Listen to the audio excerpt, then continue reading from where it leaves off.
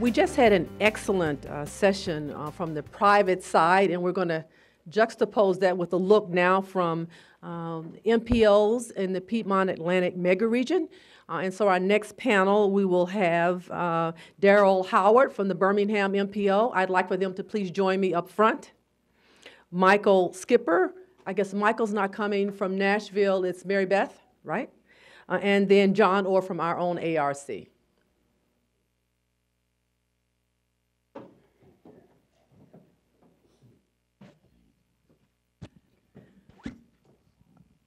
And so what I've asked our panelists to do is to give us 10 to 15 minutes or so overview of their thoughts, how this whole idea of mega regions and freight considerations are in view where they're located. And then at the conclusion of the three of those, we'll have a fairly free-wheeling discussion and questions from all of you.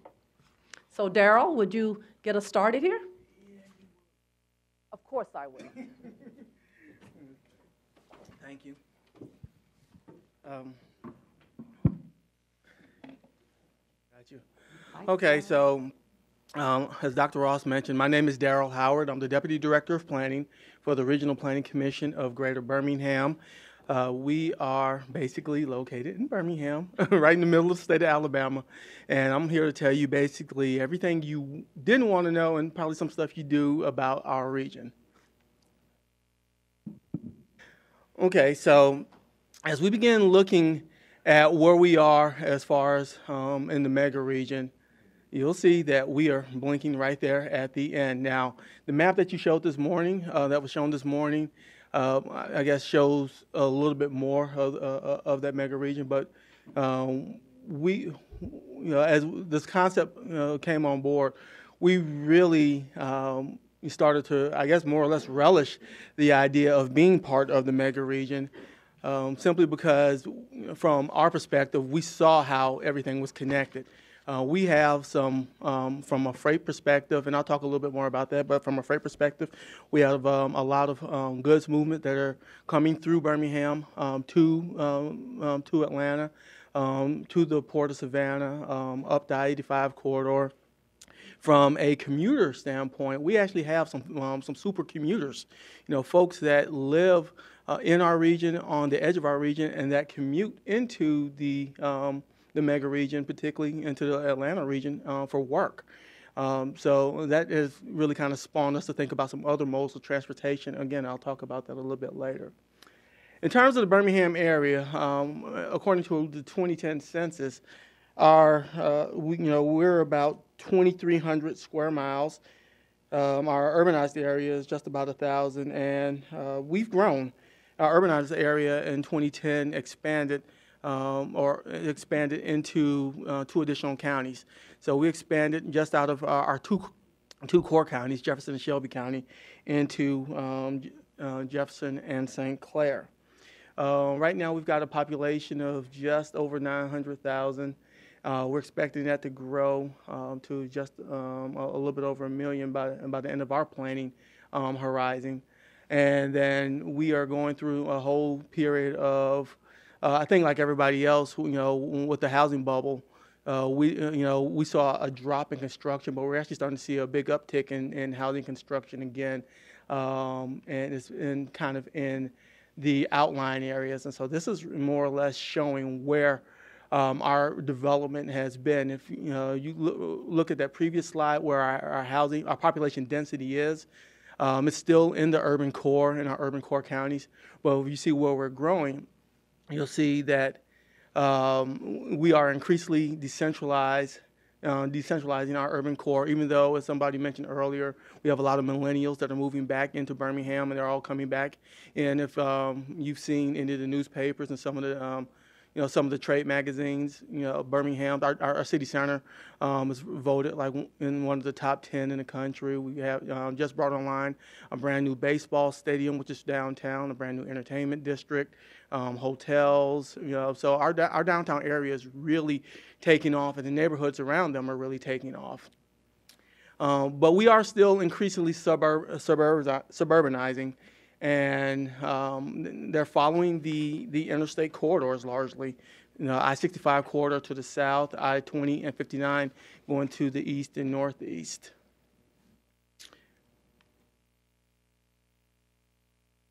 And then, as far as that previous slide goes, then, what that's leading to is a decrease of density for us in our area.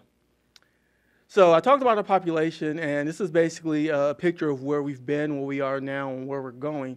And you see our population has steadily increased over time, and we're expecting it to continue to increase. The same thing with our housing development. We had that that little bubble, that little tick in 2008 that kind of messed us up, and I think messed us all up. But we're seeing that growth again beginning to occur. And the same thing with employment. Our employment growth is not too dramatic, but it's a steady tick in employment. And one of the bigger things that's happening with the employment in our region is that we're noticing that it's changing. So as Dr. Ross talked about, the decentralization of population over employment over time, we're actually starting to see that a lot more in our region with the emergence of some of our suburban centers. For those of you who have been to 280, have been to Birmingham, we have an infamous highway corridor called US 280, one way in, one way out. But that's where we're seeing a lot of growth along it as far as energy and energy production and technology. So when we start talking about mega regions and talking about regions, I think things that where we're looking at, we kind of had this discussion internally about epidemiology and looking at basically where money goes. So there was a gentleman out of Northwestern who produced a study that looked at where dollars are spent within our region. And just very simply with this, you'll note that in terms of region, and we're not talking about mega region, I guess we could be talking about mega region, but the definition you gave earlier, you'll see that a lot of the dollars that are spent in coming from the Birmingham area basically stay in Alabama, Tennessee, Georgia, and Mississippi, and a small part of Florida. But it uses the same methodology that epidemiologists use to track disease. You're looking at where patient zero is and who they infect. So we looked at dollars and where they go. In terms of commodity, we send a lot of stuff, or we get a lot of stuff from other places. For some reason or another, according to the freight analysis framework, folks like digging themselves up and sending them to us. So we get a lot of metals, minerals, rock, sand, coal, and wood. At the same time, we dig ourselves up and send ourselves to the world. So we do a lot with metals, minerals, coals, rocks, and then other food stuff. And I asked Marshall, a farmer who's my freight planner, I said, what does other food stuff mean? Because I was kind of nervous about that. And he was like, basically cattle, chicken. We sell a lot of chicken. And yes, we are connected. So one of the things that we looked at in preparing for this is just how connected we really are. And we like to pride ourselves in Alabama as saying we're the the automotive capital of the South. But we really didn't know how true that was. When you look at all those companies in terms of manufacturers, but then also auto manufacturers, but industry manufacturers, Airbus, Boeing, Lockheed Martin, all of those are within 200 miles of Birmingham. 200-mile radius of Birmingham and we are basically at the geographic center of the New South auto manufacturing industry. That says a lot about why we're starting to see certain businesses and certain infrastructure locate where we are. In terms of being connected, then we do a lot of work in terms of planning for our interstates. The I-20 corridor is crucial for us. I-59 corridor is crucial for us. I-65 and Corridor X are all crucial for us, and particularly Corridor X because one of the things I think is missing off of the mega regions map, and we kind of see Memphis sitting off on the side, but the I-22 corridor basically opens up the Memphis to Birmingham, or basically Memphis to the rest of the mega region corridor. The final piece of that facility is coming online next year. You know, you can drive on it now, but that interchange opens up, and we've already started to see a shift in freight traffic and even development, you know, from US 78 and the corridors along the US highway to that facility. We have 5 intermodal freight facilities within our region. We have 3 Class 1 rail lines. I've been told that we're one of maybe only like 6 regions or 6 places in the whole country that have 3 Class 1s that come together within our facility. We have 1 inland port. I didn't list that on there, but we have an inland port where we accept a lot of slow-moving barge traffic that comes out of Mobile, the Port of Mobile. And then we have direct connections, both by highway and rail, to basically those ports, inland ports and seaborne ports that you see there. One of the other ways that we are connected to the mega region then is through technology transfer. Now, you know, we always joke that, you know, Alabama's all about football, but we're really a lot more than football. We have a very good award-winning business incubator located in our downtown, sponsored by the University of Alabama at Birmingham. And many of the companies that are started there wound up in Raleigh in the Research Triangle with a lot of the medical research that we're doing with.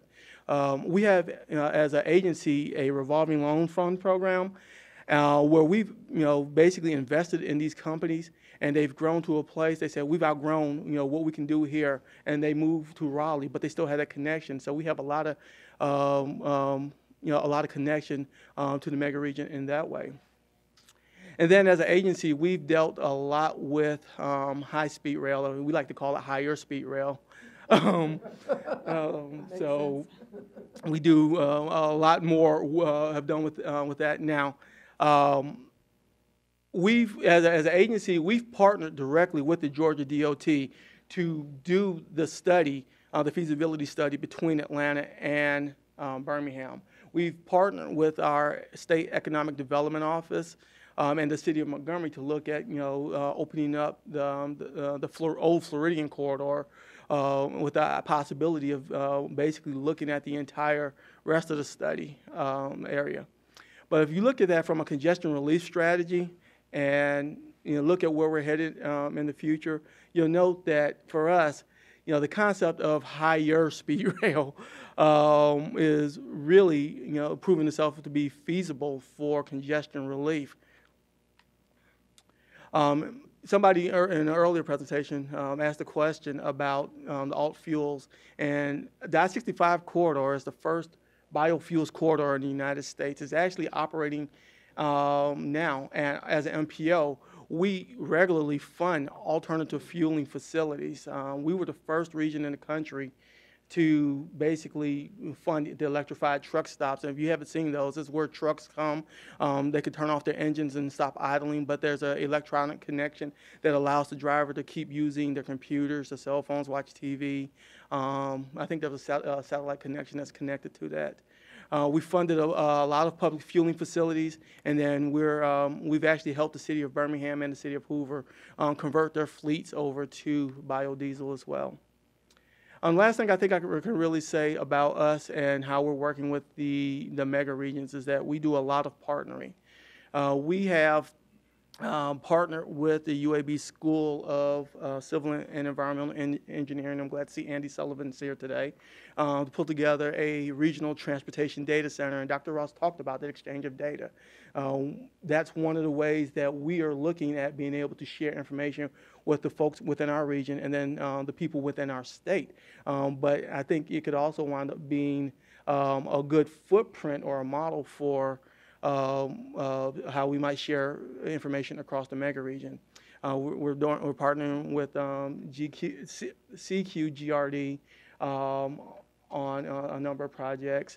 And then we have a lot of non-traditional planning projects. Mostly, you know, we do stuff like this. We try to learn from our peers. ARC has been a really good mentor for us. You know, Ms. Hayes has been a really good mentor for me coming up through this. We borrow a lot of stuff from Nashville. Sorry, Mary Kate. But and then Montgomery MPO, as they're coming online, they're actually doing, we're doing a lot more partnering with folks within our state. So that's it for Birmingham, and thank you. Very good. Thank you, Darrel.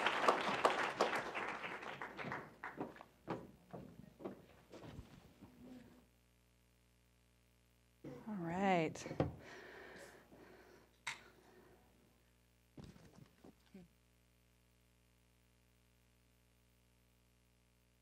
Okay, well, we here from Music City are excited to be here and talk about the Piedmont Atlantic Megaregion. I'm here on behalf of my director, Michael Skipper, and you know, I don't have to explain what an MPO is. That's always a welcome thing to this crowd. All right, so a little bit about Nashville. We enjoy a really good standard of living, and I think along with a lot of other Sun Belt cities, we're reaping the benefits of that in terms of population growth and economic development. We have a lot of open space, green space, wonderful prime ag land. We've done a pretty good job preserving historic architecture and natural resources. And, recently we were named by the New York Times as America's next IT city. You may have noticed that. So it's kind of a big deal when New York's naming Nashville the next big IT city. So we're a boom town, essentially. We're growing. We're projected to add about 1 million more people to our 10-county region by 2035. A lot of economic development opportunities. I think some of that has to do with our low tax environment and our entertainment industry, but we just enjoy a really good standard of living, and so it's an attractive place. But like many regions in the Sun Belt, we also have a history of sprawling land development patterns and infrastructure, transportation in particular, kind of chasing those land development patterns, being in a reactive way instead of being proactive and coordinating land use and transportation on the front end. We have a lot of people who are commuting into our downtown from surrounding counties and then doing cross-county commuting. We are done, on board with the Center for Neighborhood Technology Analysis on the high cost of transportation on household budgets and being more honest about, this drive till you qualify phenomenon and just how much transportation consumes of people's disposable income if you live far from where you work and have an onerous commute every day. So sprawl-induced travel times, we're, spending tons of money on that. We have limited options for seniors and an aging population, particularly in suburban areas, and we're the 14th most dangerous metro area in the United States for pedestrian fatalities. So just a little bit about regional coordination and cooperation. MPOs are supposed to be the forum for setting for that to happen. We do have a pretty good regional identity and cohesion, but we are, like many regions, institutionally fragmented. We have a lot of local governments in the mix, a lot of entities that need to be working more collaboratively together. Our economy is recovering a lot faster from the recession, and I think in large part we are one of the world's global healthcare capitals in terms of private sector healthcare industries, and so that's a really resilient industry in terms of it's recession-proof. We're momentarily in a sweet spot, prosperity and trying to get in front of the growth pains. If you ask the average Nashvilleian, they strongly understand what sprawl has done to the Atlanta region, and no offense against Atlanta, but most people don't want to become the next Atlanta. That's a reoccurring talking point and refrain amongst folks in our region. 6 lanes of highway in either direction, a lot of them full of cars. During peak travel time, and even during off-peak in some places. We have increasing disparities, though, in terms of access to opportunity. We were ranked pretty poorly by Brookings in terms of transit's connectivity to jobs, which is one of the more affordable modes of transportation for most people. We have huge health disparities. We have an emphasis on kind of, local planning instead of regional. But we're doing a lot of good things. We have unprecedented levels of funding now going into complete streets, and we're pursuing our first rapid transit project in terms of a bus rapid transit connecting Nashville's east and west sides, and hopefully we'll be successful in getting the funding pie together for that. And we're approaching the political conversation about a dedicated funding source for our transit vision. These are the MPOs in Tennessee. We represent the largest in Tennessee in terms of the amount of population that we represent, 1.5 million people. Our boards is comprised of 24 mayors of our member municipalities. Most MPOs are hosted by a joint government agency or a joint city-county planning commission, and have a lot of limited resources. So we do a lot of talk about unfunded needs and how we're going to get there in terms of funding our needs. And for those, we'll have air quality conformity requirements. So I'll talk a little bit about our last long-range plan update. These represent, even though our planning area is parts of 7 counties, these represent organizations that go well beyond that to kind of a 10-county region. We had some analysis done by Neil Pierce back in the early 2000s that identified a 10-county region as really the economic hub of Middle Tennessee. And a lot of that had to do with goods movement and so forth. But based on that early work, our chamber then adopted that 10-county framework and established Partnership 2000 as a regional long-term economic development strategy. Subsequent iterations were Partnership 2010. It's now Partnership 2020. From that, there was a leadership development group called Leadership Middle Tennessee, same 10 counties. The Mayor's Caucus, again, beyond our MPO planning area, a 10-county region, and then a quality growth advocacy group, Cumberland Region Tomorrow, who commissioned that work in the first place, operate on that same counties. And now, out of the Mayor's Caucus, we have the Transit Alliance of Middle Tennessee, which has a board, again, 10-county representation that is really kind of moving the conversation forward. Eventually, we'll take on more of a PAC-type format to try and get that dedicated funding source for transit. This is just the geography. There we are in Middle Tennessee. The gray area represents our planning area. The MSA is the red, and then our Mayor's Caucus is that 10-county region, as I mentioned. And then we've got the Clarksville MPO up in the northwest corner of the state. If you're familiar with Fort Campbell Army installation on the Kentucky border there, it's Tennessee's 5th largest city in Tennessee. This is just our urban areas, just so you can kind of see where population is kind of aggregated, and this is expanded again, you know, as development has moved out from the urban core over time. But these represents the urbanized areas in our region. The white is our planning area, official MPO planning area. And as part of our long-range plan, one of the things that we tried to do is we're really trying to add, you know, land use into the conversation, you know, about how we develop and what that means for transportation and infrastructure improvements and how we go about programming those improvements over time. So we've been using Community Viz and doing some scenario planning, modeling to try and communicate this stuff to the public. And these are just the inputs that go into that growth model. So between now and 2035, you know, based on, you know, growth policy, you know, so density requirements, existing land use policy from our member municipalities, environmental constraints like preserved parks, floodplain, and then a market suitability analysis from the development community on where they think parcels are likely to develop over time. There's a good market potential. So we put all that into our model. This is a little bit more detail on that, market suitability factors. You can look at this on our website if you like.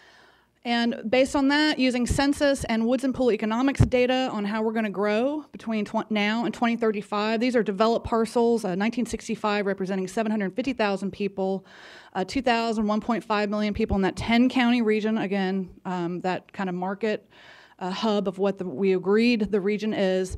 But by 2035, based on that existing land use policy, with 1 million more people living and working in Middle Tennessee, we expect those, the shaded areas of parcels to develop on that 10-county map. And usually this does not garner a positive reaction from groups that we present to. It represents a huge amount of consumption of remaining open space, remaining prime ag land that we need for local food systems, and really the assets that make Middle Tennessee attractive to growth in the first place. We also use our travel demand model to try and communicate to folks about how we really have to diversify from building out the roadway, from a traditional roadway investment strategy almost exclusively as part of our planning efforts. So, again, using that population and employment growth data, strictly volume-based congestion, the red represents how our roadway network will light up. It's just too many cars on the road, so not enough space. Those intersection and roadways start to have a approaching failing level of service. And even if we were to build out all the roadway and intersection improvements in our last plan, we still could only get congestion down to the third map that you see there. So we're trying to make the case that we've got to diversify what we've been doing and start investing in the other modes. Increasing diversity in our region. By 2040, no ethnicity will be a majority of residents, and this is Middle Tennessee. This is not Southern California. So we're trying to communicate to folks that the demand for a different type of transportation product is going to drive certain infrastructure improvements. Household composition is also evolving. So over the last 50, to quarter century, the suburban type of, suburban lot, with 1 acre, access to good schools, that type of housing product really drove how we built ourselves out. But you'll see by 2025, we're going to have mostly single-person households. These are young professionals and empty nesters. Their housing product is going to drive a different type of transportation need. And I see Dr. Wendell is here from the Centers for Disease Control. He's going to be speaking with you tomorrow probably about this, but talk about a mega-regional issue. We have a problem with overweight and obesity in our southern states. So, we are doing a lot to try and connect the conversation to public health. We are #1 for adult inactivity, second highest overweight in the Southeast, third highest obese, fourth highest extreme obese. And we're not saying there's a causal relationship here, but we are certainly saying there's a corollary relationship. If you look at the nations where walk and bike trips are a larger percentage of their commute, the rates of obesity have gone down. We could look at the U.S. as we've gotten away from walk and bike and transit trips, our rates of obesity have gone up. If you overlay the chart on the increase in vehicle miles traveled for the United States with our increase in obesity, the trend lines are the same. Again, not necessarily causal, food systems, income inequality, there's a lot of factors that play into this, but certainly transportation plays a role. So, because of all this, we really changed our policies, our last plan update. These are the major policy initiatives of our 2035 Regional Transportation Plan. And I'll walk you through a little bit of it and then try to link it back to the mega-regional conversation. I know I'm getting a little bit Nashville-centric here. But the commissioner at the top of the day here really emphasized, what does the public want, public involvement. We do a lot more than this, but this was a, 1,100-person attitudinal research survey. You're really quantitatively relevant on what people are satisfied with as far as their mobility in our region and what they're not. And if you were to ask them, how they would improve their regional transportation system, they say we need alternatives to driving. They're least satisfied with how safe it is to walk or bicycle, how much transit there is. And if you were to put some strategies in front of them for how to improve transportation, the #1 is improve and expand mass transit. And their personal experiences are not good as far as the other modes. But if it were safe and convenient, they would walk or bike or use public transit more. in the urban area of Nashville, the strategy to build or widen existing roadways, that actually flips to third place under the strategies for improving mobility. This is just so you can see how well we're doing against some peer city regions. I think maybe even the Piedmont Atlantic Megaregion even on how much transit service we're putting out versus how much roadway product we've put out there. We've done an excellent job building out our regional roadway network as compared to a lot of our peer cities for economic development. But we've done a pretty abysmal job as compared to our competitor cities on just how much transit service we're putting out there. So one of the points I wanted to make about the mega-regional conversation is that, it was really, really hard to even get our political leaders to agree on this map. But this was a kind of a first of its kind moment for Middle Tennessee in 2010 when we adopted this as policy, our Board of Mayors, on what the strategy for connecting the region by mass transit is. We've got commuter rail that shares track with freight existing out our east corridor, and then we're undergoing a major study right now to look at that connecting Tennessee's fifth largest city, which is Clarksville, Tennessee. We've got a lot of even reverse commute patterns up that way, but that shares rail track with frail, and then rapid transit out 3 corridors, and then express bus service, and then, of course, expanding the local service as well. This was just part of our plan update to show folks what the unfunded needs are, what's funded, and then, where there's a need, but we simply haven't identified funding for it yet. One of the things we did as part of that plan was we started to score projects a little bit more holistically and emphasizing sustainability. So as a result of that, our member municipalities submitted projects that had a bike ped element, even intersection projects, greenway projects, and so we scored them based on what we identified were some pretty important performance measures that tied back to those major policy initiatives. And then we flexed a portion of our urban surface transportation money, so trying to get a little bit more creative with limited resources. These monies under previous plans might have gone to more highway or type of projects, but we did some set-asides that tried to fund those policy initiatives in the short term. So we have an active transportation, a transit, and an ITS operations set aside. That's a competitive process. Our member municipalities submit their projects for funding, and we, again, score those based on that scoring criteria, just trying to make better use of what we have today.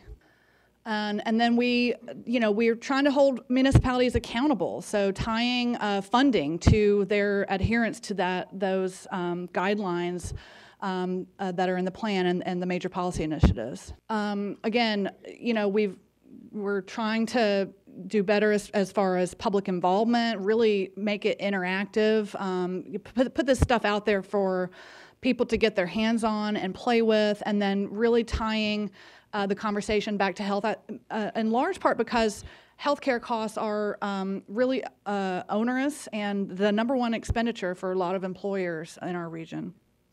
So I can do maybe a couple minutes on freight, and then we'll turn it over to the next speaker. We did a major regional freight goods and movement study, and we're now about to enter into phase 3 of that. But as with probably every other region represented here, we're going to see a major increase in truck volumes on our interstate highway system. And the reason I mentioned, what we're doing in terms of getting folks on board with diversifying our investment strategy, better funding walking, biking, transit, and that sort of thing is because 40% of all trips on our roadway network are 2 miles or less. So we have a lot of local trips that the interstates are being used for, or state highways are being used for, that could be captured in a more environmentally friendly or a healthier mode. And make better rooms for trucks or any number of other vehicles that need to use those facilities for what they were designed for. This is just data. This is just kind of a first level of analysis on trucks moving through our region. Similar to Birmingham, we did some analysis on actually what's moving through our region. A a lot of the same types of materials as Birmingham. This is the truck flows. We were 11th of the 100 largest CBSAs for freight activity per mile. By 2035, that's going to increase dramatically. So one of our reoccurring talking points for the public is, for every truck you see on the road today, by 2035, there'll be another one. Just to kind of give people an idea of what's going to happen over time. So we are institutionalizing freight into our regional planning efforts. We are essentially trying to incorporate this into land use policy, get our local governments to adopt freight considerations into their planning and zoning considerations. And that's really going to be the next phase of our freight study. So a designated truck route, I know Atlanta has done this, but the Tennessee Trucking Association is on board with our idea to kind of divert trucks away from the downtown. And to do that on a mega regional scale, I think would really help industry understand, how to move through these urban areas that are highly congested in a way that helps with economic development. But urban design is going to be an important consideration in terms of delivering goods in really dense urban areas, so establishing some standards around that.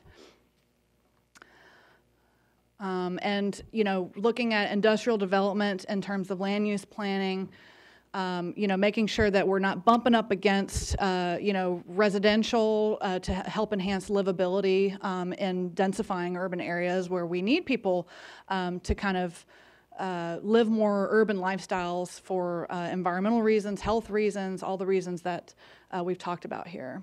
Thank you. Thank you.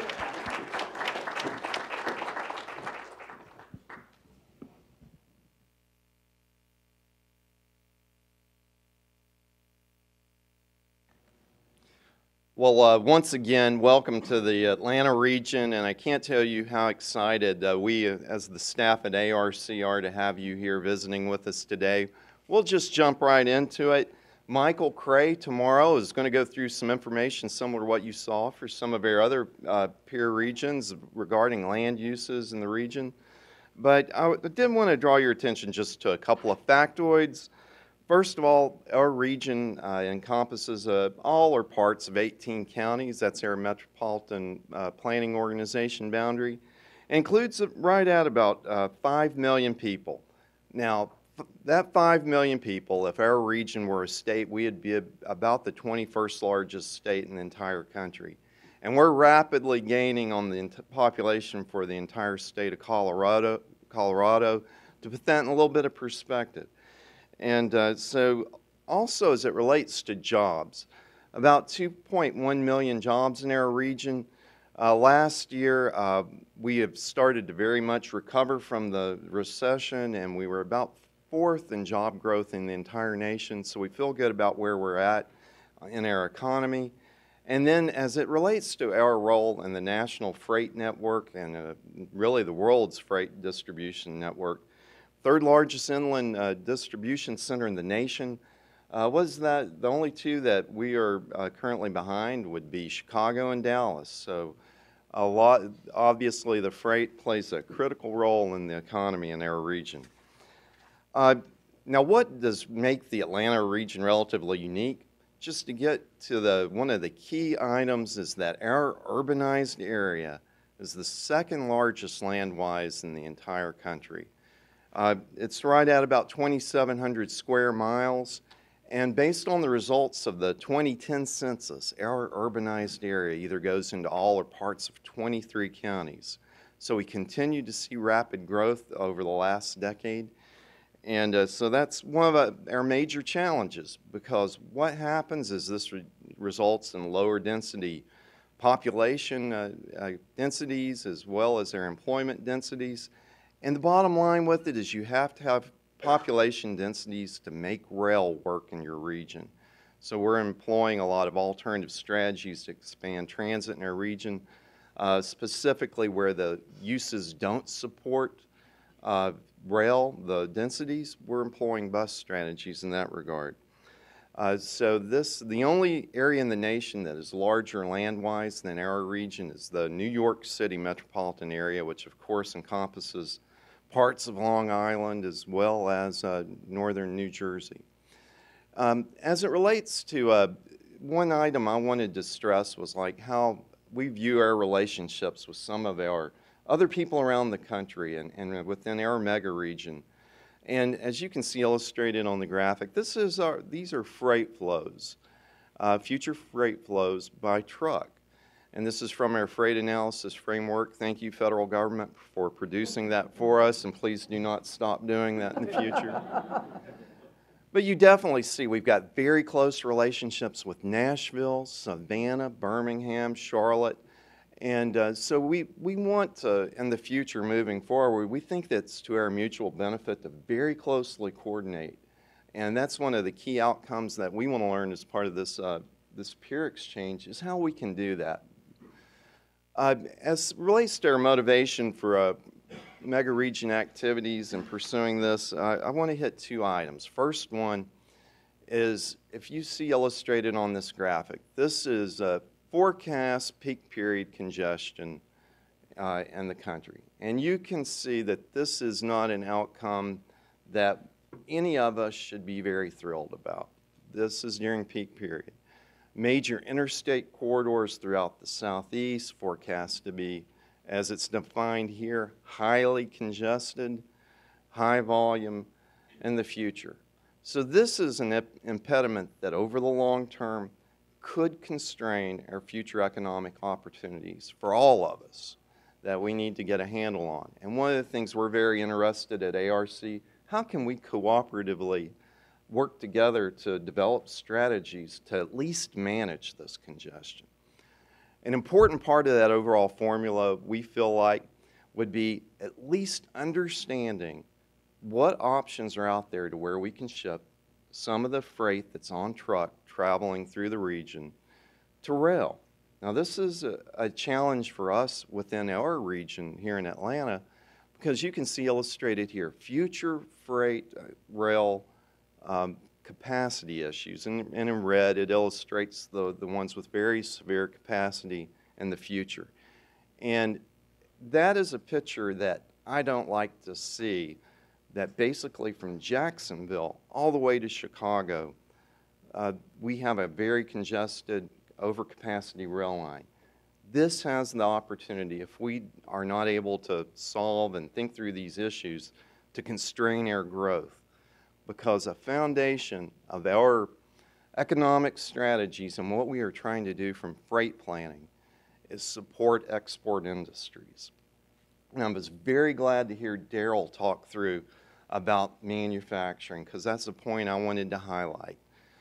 10 years ago, the conventional wisdom was manufacturing is dead in the United States.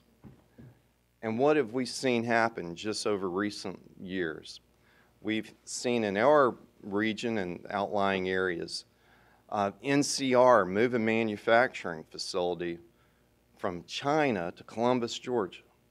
We've seen Caterpillar consolidate manufacturing from Japan in Athens, Georgia. And I'm sure that all of our other counterpart regions have similar stories. So this is a key objective of ARC, is how do we enhance our region's economic competitiveness to the export goods around the world, in fact. And you can see how critical we view in the Atlanta region our relationship with Savannah. And these are imports and exports of thousands of really containers. And so we want to enhance the access to the port, also enhance access to our other areas in the mega region, because ultimately we are all in this together.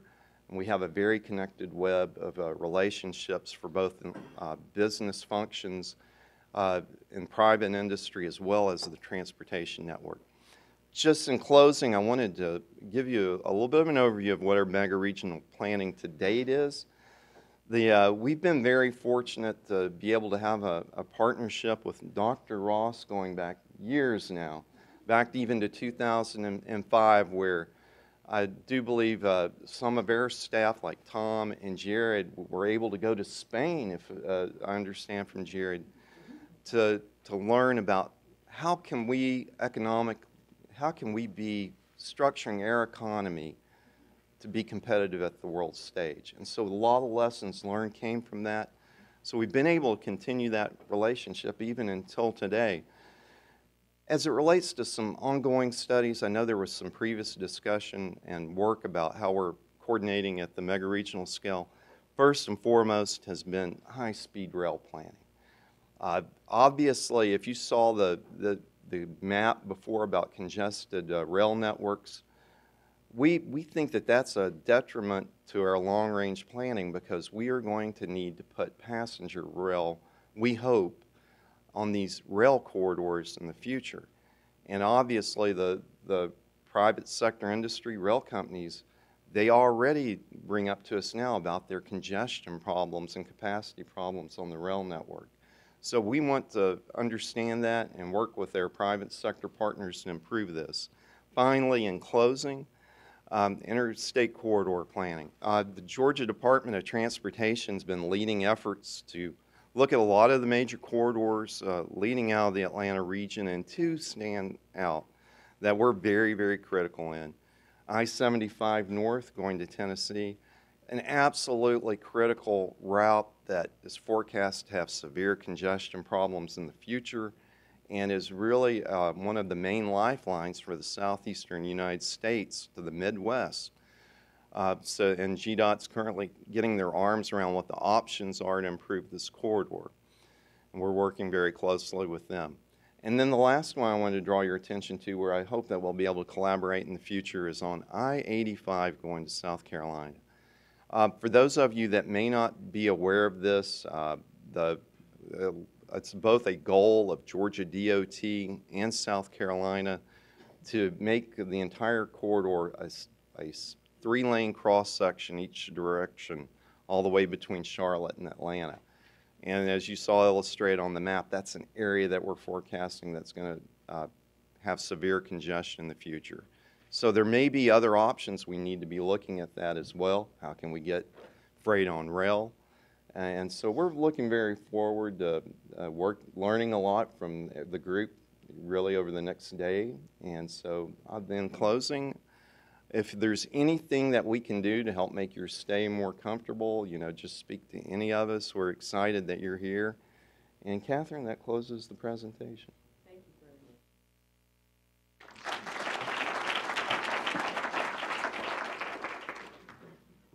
So I have one question or two I'd like to pose, and then we'll invite all of you to have a chance to ask questions.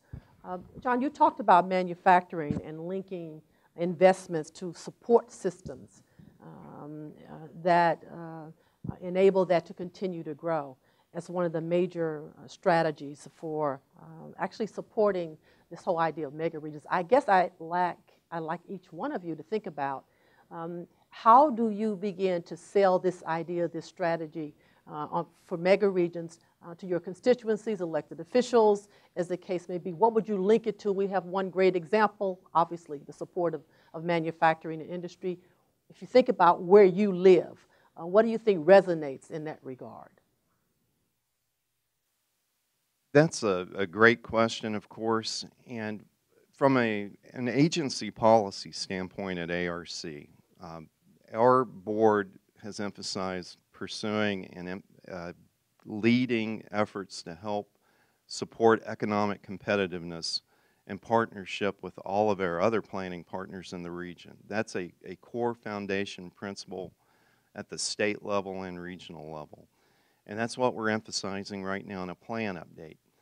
And so I think as it relates to demonstrating value is that ultimately we need to have a transportation network that functions not just in our region, but it needs to function throughout the southeastern United States.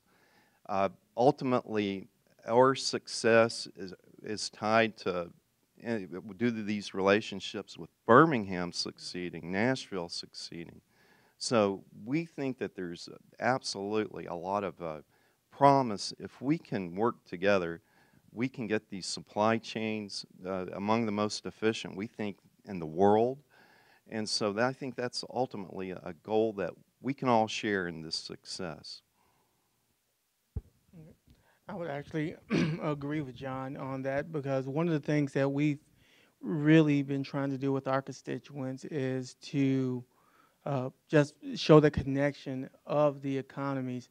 For a long time, I think in the Birmingham region, we kind of felt isolated. We knew that we had the I-65 corridor. Next to Atlanta here. Well, and that's the thing. I mean, sort of what Mary Beth mentioned earlier. Our folks, our constituents looked at Atlanta, and there was envy of the success, but we did not want to be Atlanta because of the myriad of problems that came along with that. You all have this all wrong, I should just tell you that. All right, go ahead. So I think from a state level, though, and like I said, I wish that my map had been a little larger, but from a state level, you'd seen, there's almost been this stealth planning kind of atmosphere with auto manufacturers, because if you look at where Birmingham is and then where all the different auto manufacturers are, if they're going through the port of Mobile, they're coming through Birmingham. If they're going through the port of New Orleans, they're coming through Birmingham. And from a distribution standpoint, all the support services for like all these automotive industries, the distribution, their distribution centers, part suppliers, they're all locating in our region because of that 200-mile radius. And they can reach Hyundai, they can get to Mercedes, they can get to the new Toyota plant, they can get to Chattanooga, to Volkswagen, they can get to Nashville, to Nissan, so they're kind of all right there. And the thing is that our folks are starting to realize very much so that there is that connection between us and Atlanta. So even though we don't want the problems that Atlanta has. Darrel. I'm just putting it out there. There is that connection, and so that's why you saw a regional council of government partner with a state, a neighboring state, on doing things like high-speed rail and looking at how we improve our freight rail. So there is that recognition that, so as Atlanta goes, so goes the rest of the region. That would be true. I think, the reason I mentioned earlier that it has been a little bit of a stretch to get political consensus on that regional transit map is because, our mayors are in large part just trying to figure out how to make local budgets work, how to make limited use of resources at the local level. So to extract their thinking up to a mega regional scale, I do think it has to be tied to economic development. So, I mentioned we have a 10-county regional economic development kind of collaborative that the chamber leads, that's, stacked with local business leaders. And transportation and logistics is a focus growth area for them in terms of the sector through which they think there's a large potential for Nashville to achieve new jobs. And I think that's why it's really important for, why we started the day with Mr. Orr's remarks. So if he can talk about how that flow of goods through the Piedmont Atlantic Megaregion is affecting jobs in Nashville, Middle Tennessee, I think that's going to capture a political person's attention. And, for the public, at least, in terms of the mega region, even though the high-speed rail discussion seems to be politically stalled, I'll tell you anecdotally, it has a huge amount of traction with the public at large. I can work a booth at Earth Day, and most people will come up to me, and they're less worried about, initially, a lot of them are less worried about public transportation in Nashville, but they would love to be able to take a high-speed train to Atlanta or Chicago. In fact, I did a little kind of tube-like schematic of the results of the Georgia DOT feasibility study, posted it to our Facebook page, and it went viral and got 4,000 views. So, just kind of keep that in mind. If you want political leaders to pay attention to the mega region, even though the high-speed rail thing is, whatever. But it's very popular. It's very popular with the public. And there's been some Atlanta bashing. I just want to say, you know, Nashville doesn't want to be the next Atlanta, but I had dinner with a friend of mine. I would consider him a Gen Y. He's living in the Midtown area last night, and he basically, for his job and where he wants to go, to see friends, etc., he doesn't have to mess with the interstate system here at all. And in fact, he says they've done such a good job putting down bike lanes in the urban area here that he's able to take his bike pretty much anywhere he wants to go in large part. So that's why I mentioned the short haul trips, the 2 miles or less, that constitute 40% on the roadway system that are clogging up, you know, arterials and the interstates for goods movement in the mega region. You know, this 2.7 mile streetcar that you're building is you're leaving a lot on the table in terms of trips you can capture. So that's why those types of improvements matter to the mega regional discussion. Thank you. We do have time for 1 or 2 questions from the audience before we have lunch. Comments, questions? I'll ask a question.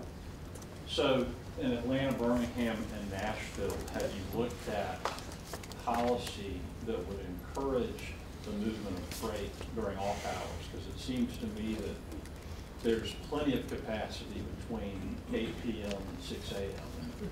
and a good bit of capacity between sort of 9 a.m. and 3 p.m. So what policies can be implemented that would encourage or incentivize movement of freight in those off hours?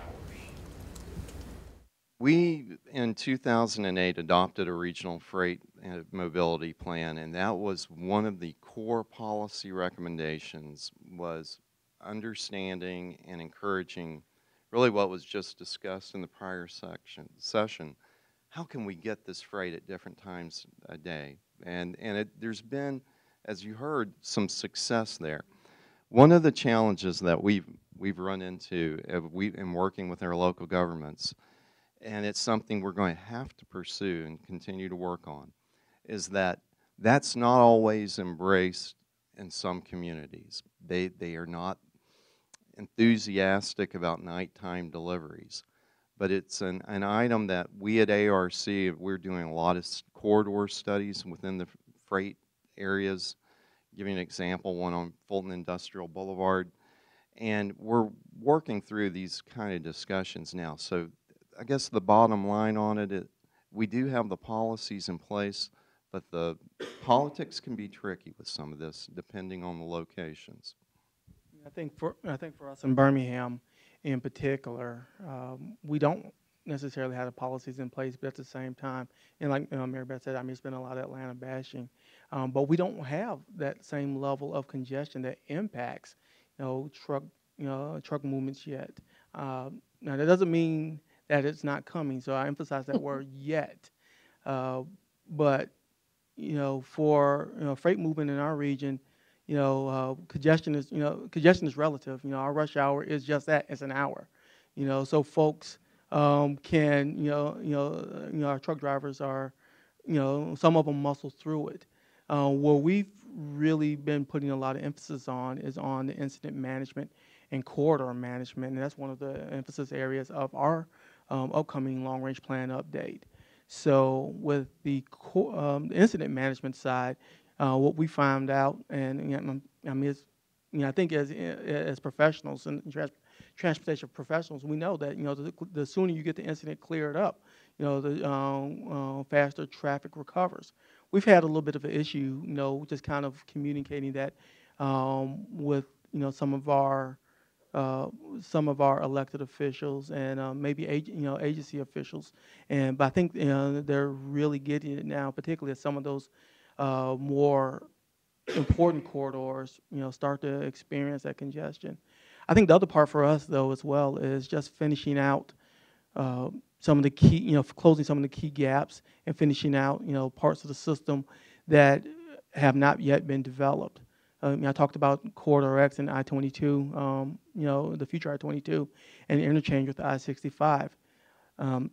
That's a key part of our freight strategy for us, is just making sure that we get the interstate open and that we can maintain it, keep it open.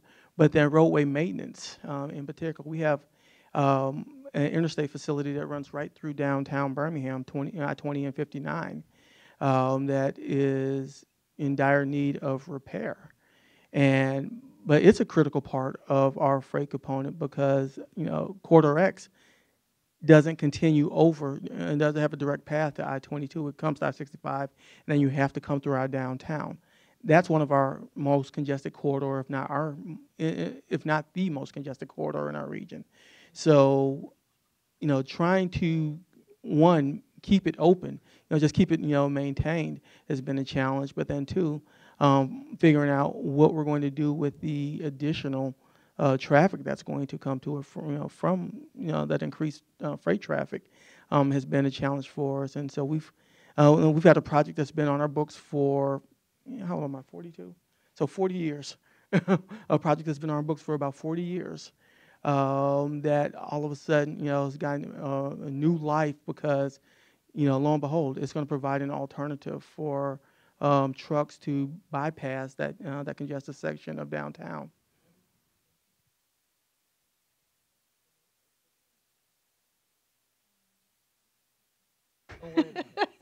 Okay. That's good. Yeah. Well, I think just one reminder, we do have a resource table that I would encourage you to take advantage of.